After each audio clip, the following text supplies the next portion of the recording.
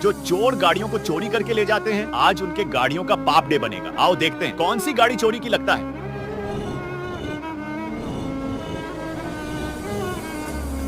यही गाड़ी चोरी की है, लेकिन उसे देखने से पहले बेटा, मुझे देखकर इग्नोर मत करना। इस बार जो भी एग्जाम में पास होना चाहता है, मैं पास कर दूंगी, मगर मेरा भी एक काम करना होगा।